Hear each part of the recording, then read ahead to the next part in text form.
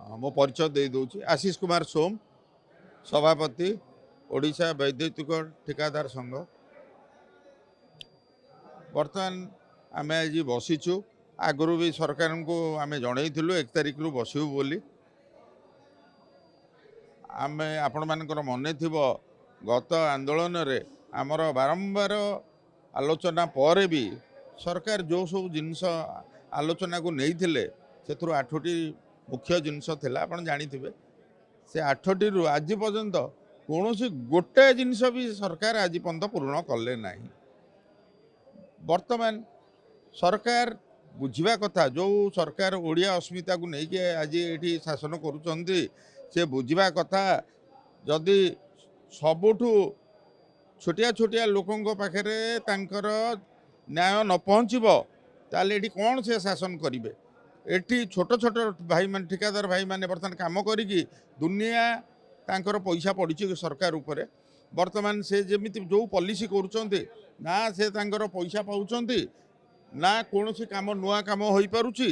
वर्तमान सरकार यही जो मनोवृत्ति ए मनोवृत्ति कहीं करुँच जदि मूल लक्ष्य जदि जनसाधारण पाखे जदि कार्यकलाप जो सुफलटा मिलवा कथा जदि छोट छोट लोक मैंने निम्न स्तर लोक मैंने जो मैंने छोट छोट कंट्राक्टर अच्छे पाखे न पहुँची पारा ए सरकार कौन शासन कर।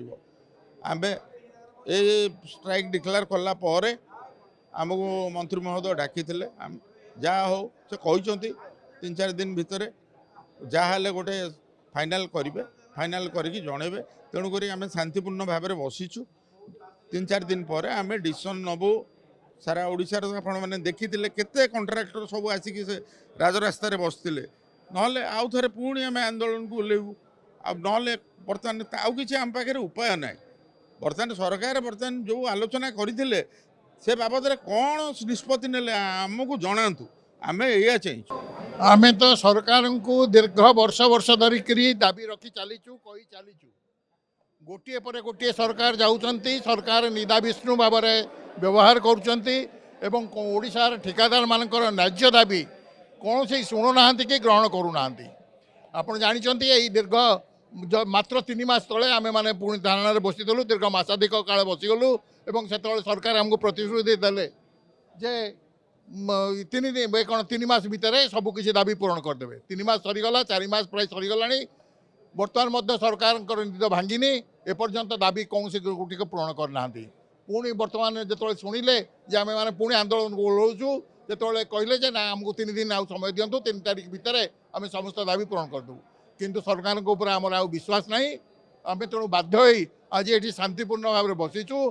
सरकार को आपण माध्यम नवेदन करुचु सरकार आमर जो 8 दफा दाबी सरकार को पाखे उपस्थापित करुचु से दाबी को तुरंत पूरण करनियंतु एवं ओडिशा ठिकादार को बंचवार सुजोग दिंतु।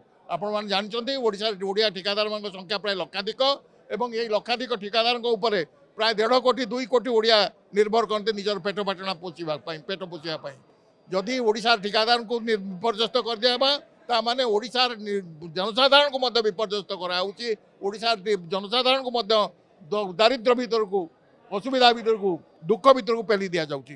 तेणु आपण माध्यम आम सरकार को निवेदन करुँ सरकार ठिकादार मान जो 8 दफा दाबी न्याय्य दाबी संपूर्ण न्याय्य दाबी अच्छी पूरण कर दिंतु और ओडिशार ठिकादार को बंचवार सुजोग दिंतु। ओडिशार जनसाधारण को 1.5 कोटी 2 कोटी ओडिया को बंचवार सुजोग दिंतु। धन्यवाद।